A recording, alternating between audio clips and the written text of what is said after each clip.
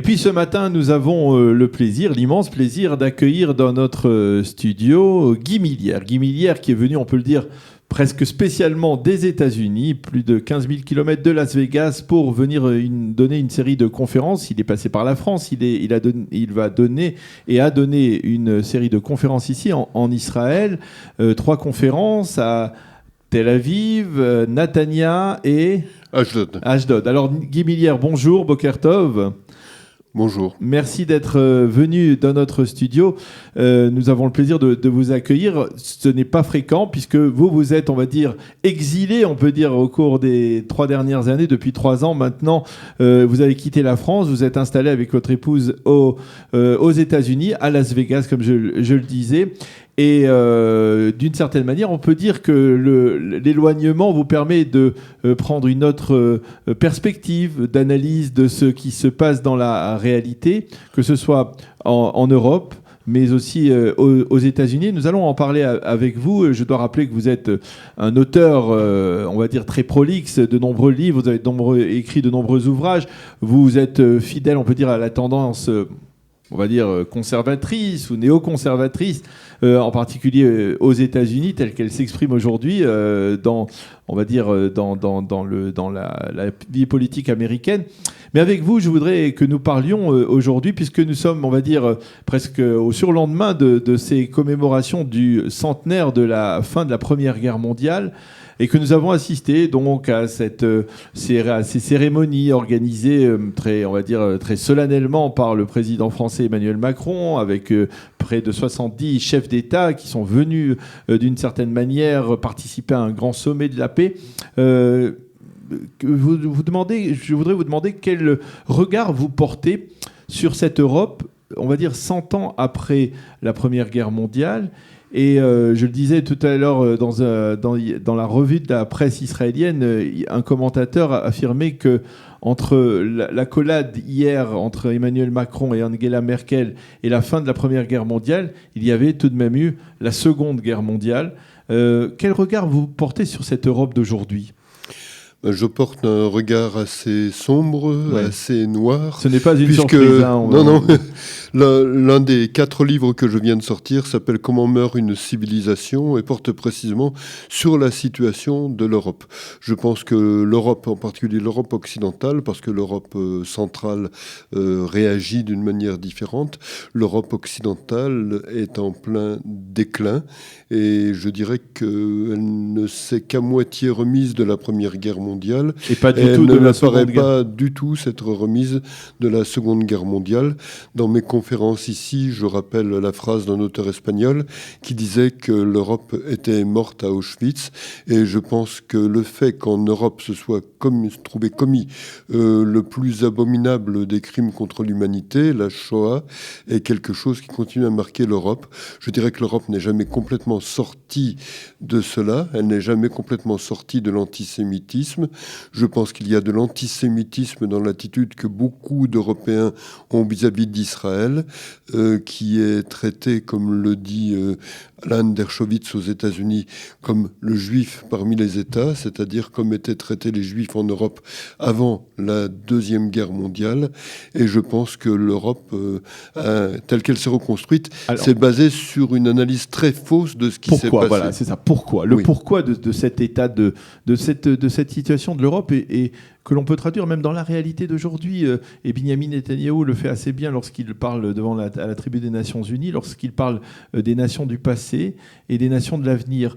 Il y a les nations émergentes comme la Chine, comme l'Inde, comme certains d'autres pays qui sont dans l'innovation, dans la création, dans la créativité, dans le développement et qui entretiennent de ce point de vue-là justement une relation extrêmement étroite avec l'État d'Israël, qui ne se préoccupe pas de manière obsessive du conflit israélo-palestinien. Elles mettent cela de côté. Et de l'autre côté, il y a la France, il y a l'Europe qui semble toujours être prisonnier de certains poncifs qui paraissent beaucoup dépassés ici, en particulier aux Israéliens. Comment expliquer que l'Europe soit dans cette situation de crispation ? Je dirais que l'Europe s'est reconstruite après la Deuxième Guerre mondiale en disant nous avons été dans cette direction, nous avons connu ce cataclysme qui était la Deuxième Guerre mondiale. Parce que nous avions un esprit nationaliste, parce que nous avions des armées fortes, et parce que nous avons laissé trop de place à la démocratie. Et l'Europe telle qu'on l'a reconstruite est une Europe qui a mis un peu à distance la démocratie et les peuples, une Europe qui a voulu rejeter le nationalisme et qui a voulu rejeter ses identités anciennes et qui a voulu rejeter l'idée qu'il fallait être fort pour exister et qui a choisi la diplomatie basée sur une faiblesse militaire, ce qui donne l'apaisement. À cela s'est rajoutée la volonté d'accepter une immigration musulmane extrêmement forte pour casser un peu plus l'esprit national et les identités nationales.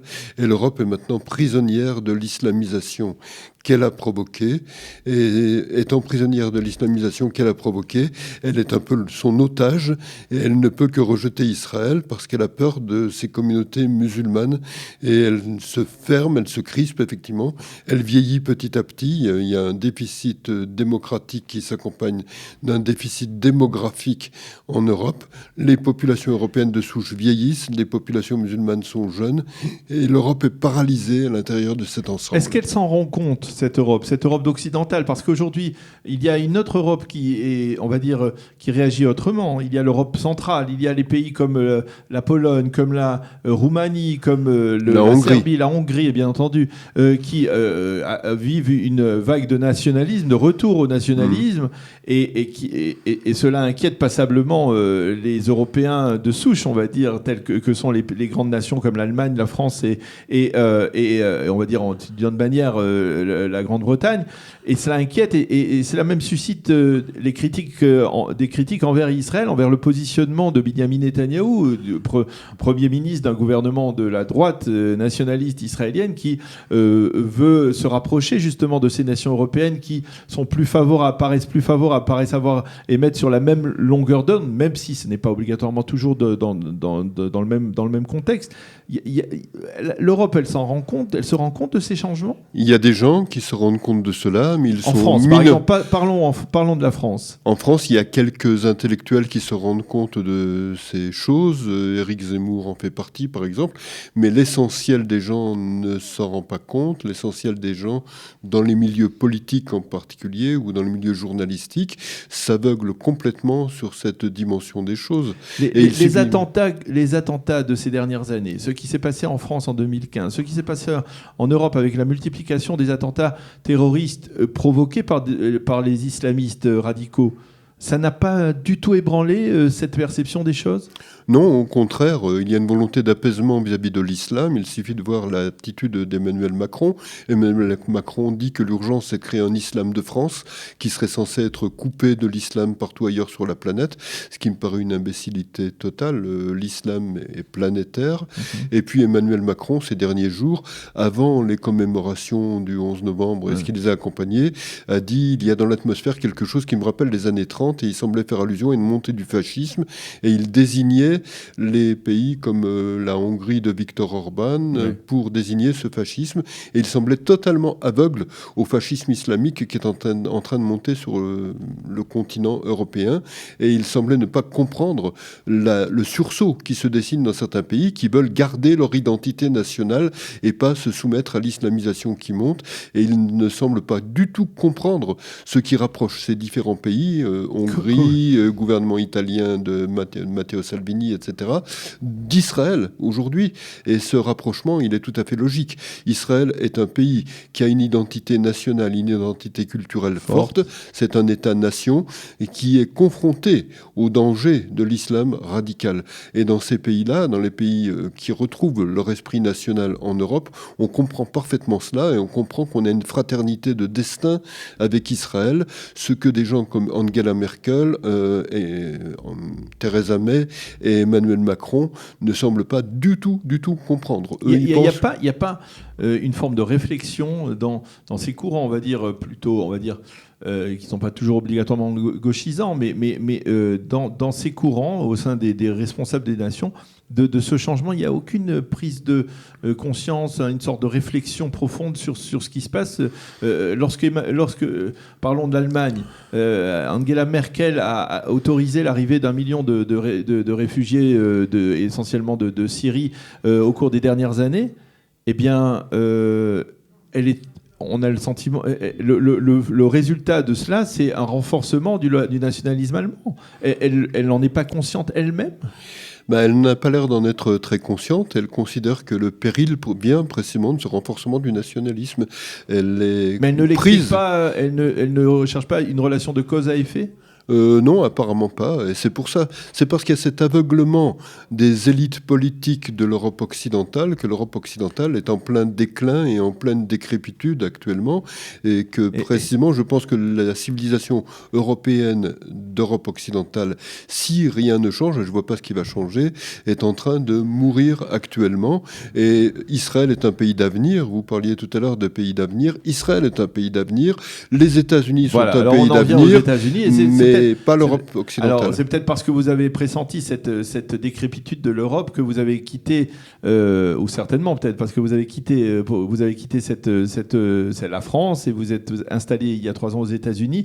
Vous avez véritablement le sentiment que les États-Unis en élisant les Américains, en élisant Trump il y a 2 ans, ont voulu, c'est une sorte de sursaut de retour à des valeurs de base, des valeurs nationalistes qui a porté Donald Trump à la Maison-Blanche ?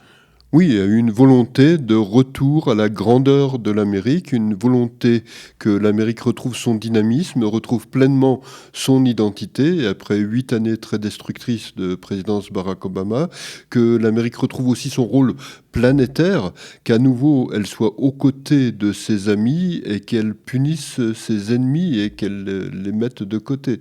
Et d'ailleurs, la transformation de l'attitude des États-Unis vis-à-vis d'Israël, depuis que Donald Trump a été élu, est absolument spectaculaire, sur tous les plans. Qu'est-ce que vous pensez de sa politique par rapport à Israël, de sa décision de reconnaître Jérusalem comme capitale de l'État d'Israël, puisque nous sommes ici à Jérusalem, de réviser, on va dire, le problème des réfugiés palestiniens et d'envisager que ne soient considérés comme réfugiés à part entière que ceux qui ont été expulsés, ce qui est une forme de logique, je disais toujours la logique, j'appelle ça la logique un peu simpliste, mais parfois souvent vraie de Donald Trump.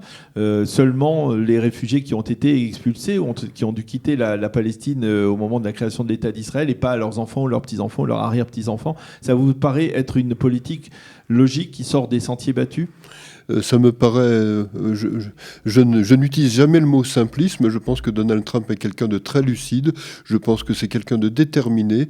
Je pense que c'est un grand stratège.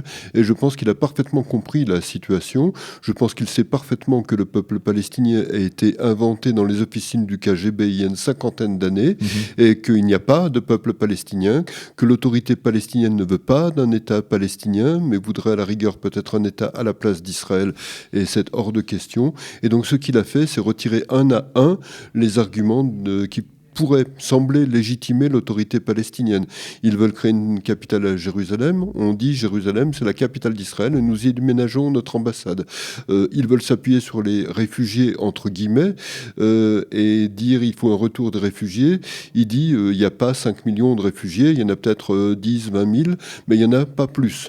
Dans ces conditions, l'UNRWA n'a aucune raison d'exister. L'UNRWA est une monstruosité, on ne finance plus l'UNRWA. L'autorité palestinienne veut continuer à inciter au terrorisme et à financer le terrorisme, eh bien on coupe les vivres à l'autorité palestinienne. Et donc ce qui se dessine, c'est une solution régionale, comme je le dis dans mes conférences, qui sera plutôt basée à la fin sur le modèle prévu par John Bolton, c'est-à-dire une solution à 3 États, Égypte, Jordanie, Israël. Chercher l'État palestinien là-dedans, il n'y en a pas. Alors, c'est intéressant. Vous classeriez les Palestiniens, en fait, on va dire pour simplifier, l'autorité palestinienne, Mahmoud Abbas, justement dans cette catégorie des pays qui sont dans le passé, comme le dit Binyamin Netanyahou, qui sont aujourd'hui, comme le réclame Mahmoud Abbas, des dédommagements pour la déclaration de Balfour de 1917. C'est des pays qui sont dans le passé, qui n'arrivent pas à se projeter vers une nouvelle approche, vers une nouvelle vision d'une réalité. Ce n'est même pas un pays. Déjà, le peuple palestinien a été inventé il y a 50 ans dans les officines du KGB. Et d'autre part, Mahmoud Abbas, c'est un chef de bande terroriste qui ne devrait pas être traité autrement que comme un chef de bande terroriste. Et c'est comme ça que Donald Trump le traite. C'est pas une nation, c'est pas un pays, ça ne sera jamais un pays. C'est une organisation terroriste à laquelle on a fait l'erreur de confier un quasi-État et qui ne fait rien de ce quasi-État, sinon continue à inciter au terrorisme et au meurtre. Et je dirais que tôt ou tard, il faudra que l'autorité palestinienne soit reléguée dans le révolu. Et je dirais que si Donald Trump a 8 années de présidence, comme je le pense, l'autorité palestinienne sera reléguée dans le révolu, n'en déplaise aux dirigeants européens qui semblent très attachés à l'autorité palestinienne parce qu'elle a pour but de détruire Israël. Par contre, vous pensez, comme le pense Benyamin Netanyahou, que s'il doit y avoir une solution quelconque à ce conflit israélo-palestinien, eh bien, elle viendra à travers un rapprochement entre Israël et les pays sunnites, ce que l'on appelle aujourd'hui les pays sunnites modérés, qui se méfient de l'expansionnisme iranien et qui aujourd'hui veulent se rapprocher de l'État d'Israël, de son expertise en matière de lutte contre le terrorisme ou de son expertise en matière de haute technologie. Oui, tout à fait, tout à fait. Donald Trump a un projet très précis et il le poursuit. Ce projet s'est manifesté lors du sommet de Riyad, où a été mise en place une alliance conditionnelle des États-Unis avec l'Arabie Saoudite, l'Égypte et les autres pays arabes sunnites. Et cette alliance, elle a 2 conditions, lutte contre le terrorisme islamique et rapprochement avec Israël. Et c'est l'intérêt très concret des pays sunnites de procéder à ce rapprochement, d'accepter cette alliance, parce que le danger majeur dans la région, ce que les Européens ne voient pas apparemment ou ne veulent pas voir parce qu'ils veulent simplement faire du commerce, le danger majeur, c'est l'Iran. Et actuellement, les États-Unis sont en train d'asphyxier l'Iran. Ils veulent une recomposition générale de la région. Ils savent que la recomposition de la région ne peut se faire qu'en asphyxiant l'Iran et qu'en mettant en place les conditions de rapprochement entre Israël, le monde arabe sunnite, et en évacuant petit à petit la question palestinienne qui doit être traité de cette façon-là et non pas en accordant une importance exagérée à des personnages abominables et antisémites tels que Mahmoud Abbas. Alors, je le disais, vous êtes venu en Israël pour une série de conférences. C'est organisé par Israel Forever, Nili Kupfer, qui vous a invité à donner ces conférences ici en Israël. Vous avez donné une conférence à Ashdod, à Netanya, et donc ce soir, c'est à Ashdod, et demain, c'est à Tel Aviv. Oui, alors c'est ça. Et je reviendrai pour donner une conférence à Jérusalem. Les habitants de Jérusalem sont apparemment frustrés, mais vous disiez que vous aviez écrit 4 livres parallèlement. Alors, qu'est-ce qui vous passionne actuellement et de quoi parlent ces ouvrages ? Le premier que j'ai cité il y a un instant, c'est Comment meurt une civilisation. Et ce qui me passionne tristement, c'est le devenir de l'Europe, dont j'ai parlé il y a un instant. J'ai écrit un autre livre qui s'appelle L'ombre du djihad, parce que je voulais rappeler de manière synthétique ce qu'est l'islam par rapport à la désinformation qu'il concerne. Et ça concerne aussi Israël, parce que imaginez qu'il peut y avoir une paix possible, complète, mais paisible entre Israël et le monde musulman, ça me paraît être une utopie. La paix ne peut s'imposer qu'en étant en position de force par rapport à l'islam. Et l'ombre du djihad explique que l'esprit de djihad est au cœur de l'islam. Et je retrace un parcours montrant toute l'histoire de l'islam, l'histoire du djihad. La dernière fois que le monde musulman a déclaré un djihad, c'était lors de la Première Guerre mondiale, l'Empire ottoman. Donc ça n'est pas si vieux que ça, ça remonte il y a un siècle. Précisément, et l'islam après a connu un déclin parce que le monde occidental a été en position de force par rapport à lui. Dès que le monde occidental a relâché cette force, eh bien l'islam est revenu très violent. Il y a un 3e livre que je tenais à faire qui s'appelle Le pays presque élu, qui porte sur le judaïsme et les juifs aux États-Unis depuis la fondation des États-Unis. Et à mes yeux, les États-Unis sont le seul pays judéo-chrétien, et je voulais l'expliquer en détail en remontant aux origines. c'est une bonne question. On se pose aussi, quand on est ici en Israël, question sur le judaïsme, on en parle ici régulièrement, sur le judaïsme américain, qui justement ne suit pas, de manière peut-être inattendue, ne suit pas la politique de Donald Trump, ne suit pas la politique des républicains, des conservateurs. Il est massivement engagé dans le camp démocrate, dans le camp on va dire, de plus en plus gauchisant d'une Amérique. Et ça vous interpelle, ça aussi? Ah oui, bien sûr. Je retrace toute l'histoire du judaïsme et des juifs aux États-Unis et j'explique que dans une dernière période, les juifs sont en train, pour 75% d'entre eux aux États-Unis, de changer de religion, comme l'a expliqué mon ami Norman Podhoretz dans un livre qui s'appelle Why Jews Are Liberal, pourquoi les juifs sont-ils de gauche, et il dit les juifs ont changé de religion sans s'en apercevoir, une majorité d'entre eux tout au moins, et adhèrent maintenant aux idées de la gauche américaine. Et si on leur met dans une balance, d'un côté le mariage gay ou l'avortement au 8e mois, et d'un autre côté la défense d'Israël et la lutte contre l'Iran, ils choisiront le mariage gay et l'avortement au 8e mois, ce qui ne correspond pas aux valeurs fondamentales du judaïsme. Et le dernier livre, c'est un livre important, c'est celui qui s'arrache ici pour le moment, est un livre qui s'appelle Ce que veut Trump, où j'explique qui est Trump et j'explique quelle est sa politique, et ça me paraît indispensable parce qu'on dit carrément n'importe quoi sur Trump de tous les côtés. Et vous n'êtes pas préoccupé par l'affaiblissement, en fait, on va dire la semi-victoire de Donald Trump au midterm, aux élections du midterm, ça vous inquiète pas, le fait qu'il n'ait plus le soutien de la Chambre des représentants, mais seulement du Sénat? Non, on peut bien vivre avec, on peut continuer, il peut être réélu sans aucun problème. Non, mais comme me le disait un de mes amis américains, le Parti démocrate est dans une dérive gauchiste complète. S'ils avaient perdu complètement les élections, ils auraient continué à vociférer et à trépigner. En gagnant les élections, ils vont continuer à vociférer et à trépigner. Ils ne proposent strictement rien, sinon l'impeachment de Donald Trump et éventuellement l'impeachment du dernier juge nommé à la Cour suprême, Brett Kavanaugh. Ils ne proposent rien, et donc je dirais qu'ils vont s'enfermer, à mes yeux, dans une impasse. Dans les 2 années à venir, Trump sera réélu en 2020 et pourra continuer son action. Et de toute façon, ce changement de majorité ne change strictement rien à la politique étrangère menée par Trump. Ça, on le sait. Merci beaucoup, Guy Millière, d'être venu dans notre studio, sur Studio Kalita. Merci d'avoir accepté de répondre à nos questions. On vous souhaite une bonne continuation ici en Israël, un bon retour aux États-Unis, et continuer à être aussi prolixe, à écrire et à faire passer votre message, qui est souvent bien entendu, on va dire, dans la communauté juive en France, et je pense aussi dans la communauté francophone d'Israël. Merci d'avoir été avec nous et bonne continuation. Merci beaucoup.